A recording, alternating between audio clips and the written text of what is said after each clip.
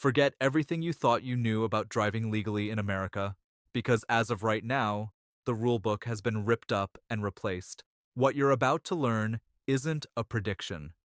It's a new reality that will land in your driveway, and the penalties for missing this information are severe. We're talking about a monumental shift in policy that federal agencies argued over, that car companies fought against, and that safety groups have pushed for since before smartphones existed. This wasn't a slow, decade-long rollout. This was a thunderclap of legislation passed in one decisive move, a move that will directly impact every one of the 250 million people holding a driver's license today. A move that opens the door to tens of billions in new penalties. A move that redefines, from the ground up, the legal act of driving on American roads. What lawmakers just accomplished shattered a barrier the auto industry desperately tried to keep standing. And the moment it fell, federal transportation authorities moved with a speed and finality we have never witnessed before. If you ever get behind the wheel, for any reason, the next information is non-negotiable for you. These are no longer drafts floating around some committee. These are no longer suggestions waiting for feedback. These are the law of the land.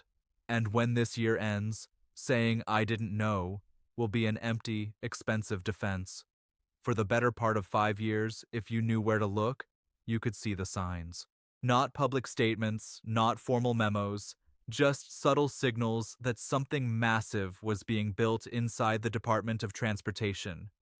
The NHTSA has been assertive, absolutely, but traditionally their moves followed a pattern, a predictable tempo that corporate lobbyists could dance to. What made experts in Washington sit bolt upright this past January was when that familiar tempo stopped dead. Professional influencers who track regulatory activity know the signs. The unexplained adjournment of key panels, the private sessions with insurance CEOs, the confidential talks with developers of self-driving tech, the abrupt disappearance of industry advisors from critical discussions. Everything went still. And in Washington, when the regulators go silent, a storm is always gathering. For months, Americans filled their tanks and headed to work, completely unaware that in secured rooms, the biggest rewrite of federal driving rules since the Reagan era was being locked into place. The last comparable shift was in the mid-80s with the national drinking age. What arrives in 2026 will make that change seem like a tiny footnote. Just days ago, the DOT published what they called a modernization and enforcement blueprint, pulling regulatory levers that haven't been touched in over 30 years. These are the types of federal powers that only get switched on when the government is sending one unmistakable message. A total recalibration of driver responsibility, a root and branch reform of what vehicles must have, or a direct counter to a nationwide safety emergency. Analysts couldn't pin down which motive was primary, or if all three were fueling the push simultaneously. But one thing was crystal clear. The federal stance toward the person in the driver's seat has fundamentally changed. And when that stance shifts without a whisper of warning, every single person with a license needs to listen up. In this video, I'm detailing all 10 of these new statutes. I'm clarifying their exact demands, and I'm laying out the concrete consequences for ignoring them. The directives from the DOT this time were not standard procedure. They were not ceremonial. They were critical. Official after official labeled the new system as exhaustive, effective immediately, and crucially, supported by financial incentives that will push every state to fall in line within a year and a half. But federal rules are just words unless states execute them. And in a stunning show of unity, 43 states have already inked agreements to do just that. The state-level reaction has been one of the swiftest in the history of American regulation. Here are the facts. Less than 3 days after the federal reveal, a dozen states had already started reprogramming their DMV software. These weren't small tweaks. These were foundational system upgrades. the kind governments only greenlight when they are about to transform how they issue, track, and penalize driving privileges.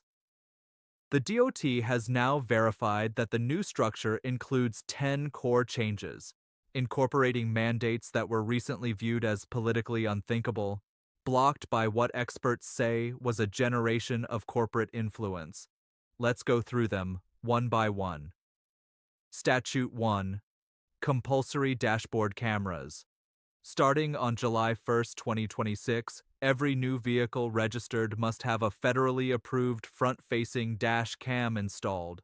They overruled the insurance sector's protests. They sidelined the privacy watchdog's alarms. They dismissed the automaker's complaints about expense. In short, regulators dismantled every obstacle that had stalled this rule for years. The cameras must follow strict federal specs, retain a minimum of 72 hours of recording, and be available to police with a valid court order. Cars already on the road have until January 2028 to get them. Skip it, and the fine is $500 for the first time, jumping to $1,500 for any repeat offense. Statute 2. Expanded hands-free operation. This leaps past current cell phone laws. The new rule bans any manual interaction with any digital device while your car is moving. Not just making calls, not just messaging, any physical contact at all. This covers tapping your navigation screen, skipping a song, or simply having a device in your palm. Break this rule, and you now get a $350 federal fine piled on top of whatever your state charges. Get caught 3 times in 2 years, and you face a compulsory review of your license. Statute 3. Automated speed governance. This is where the debate gets white hot. Federal authorities have concluded that asking people nicely to slow down has utterly failed to cut highway deaths, despite years of public service announcements. The new law dictates that every vehicle built after January 2027 must include intelligent speed assistance tech. This system uses GPS and road sign cameras to read speed limits and will actively cap your car's velocity in school zones, work areas, and marked safety districts. You'll get clear audible and visual alerts if you go over the limit. And yes, in specific high-risk zones, the vehicle will physically stop you from accelerating past that cap. You don't often see the auto industry truly rattled, but today, they are. Insiders speaking off the record to trade publications have called the rule a drastic overcorrection, a deliberate move to change the fundamental dynamic between human and machine. But safety campaigners proved once again that they are both mobilized and powerful. Statute 4. The stricter DUI threshold. The national legal limit for drunk driving is now officially reduced from 0.08 to 0.05 blood alcohol content. This aligns the US with countries like France and New Zealand. For a typical person, that means as little as 2 alcoholic beverages might push you past the line. The punishments stay harsh: losing your license, compulsory classes, and financial penalties beginning at $1,000. Statute 5.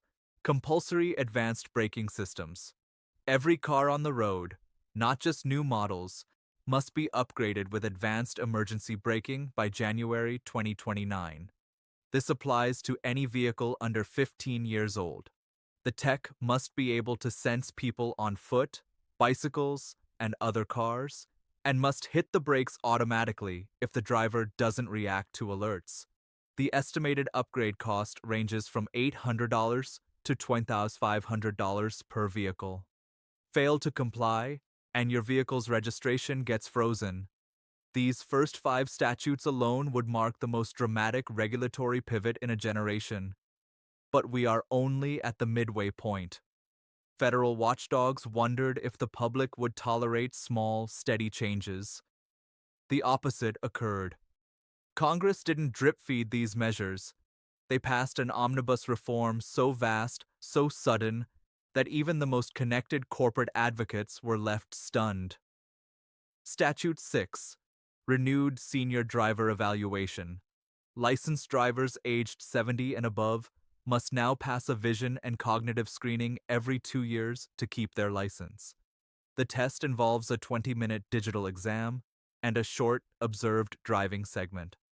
Failing doesn't mean an automatic revocation, but it does mandate entry into a driver improvement course. Privacy groups have voiced objections, but the NHTSA points to data indicating drivers over 75 are in deadly crashes at almost twice the rate of drivers age 45 to 65.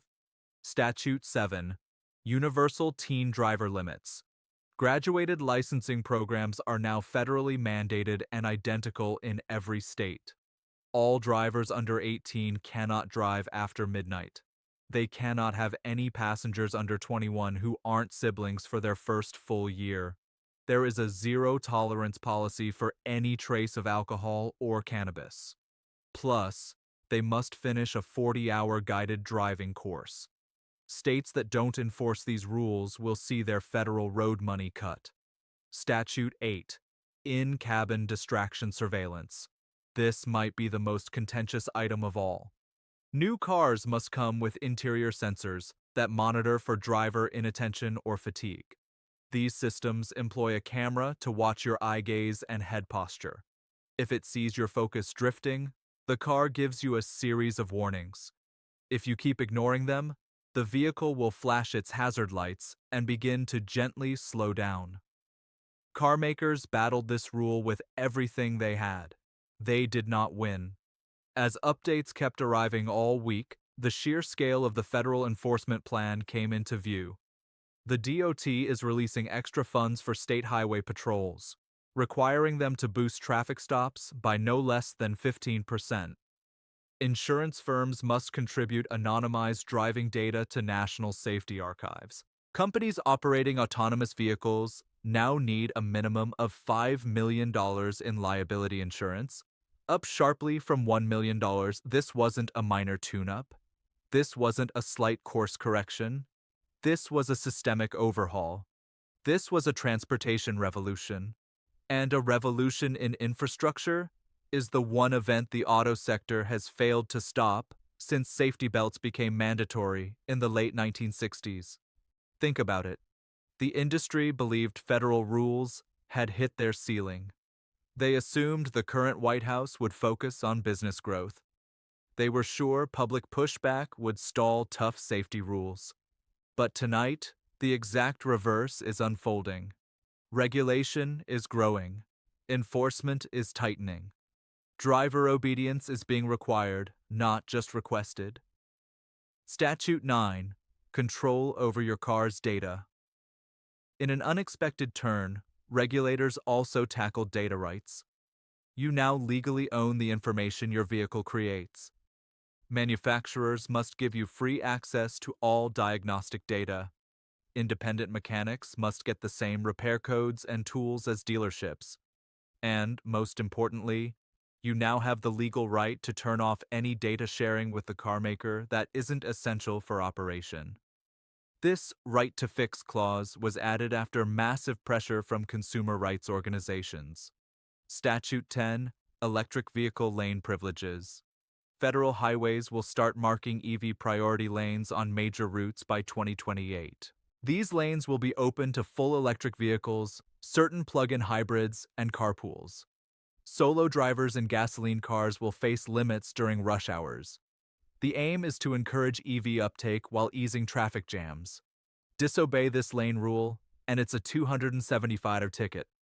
What makes this moment so pivotal and so pressing is that these laws landed while political pressure is coming from every angle. Environmentalists demanded cleaner transport. Safety groups screamed for fewer deaths. Privacy activists wanted data shields. Consumer advocates fought for repair access. Federal rulemakers had to juggle all these demands in a fiercely divided Congress. And when a government in that precarious spot makes a holistic move, they aren't acting from a place of comfort. They're acting from necessity.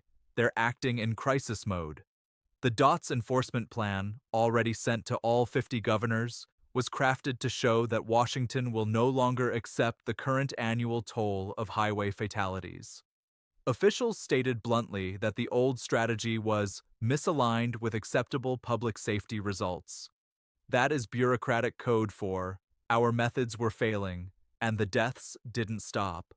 You almost never hear that kind of frank admission from federal agencies unless the situation is dire. More than 40,000 people in the US die in traffic crashes every year. That number has been climbing. These 10 statutes are the answer. In a short, direct address this week, the Transportation Secretary spoke to the country. She stated, "Every American behind the wheel has a duty to themselves, to their riders, and to everyone else on the pavement." She said, "These rules are not about penalty. They are about protection."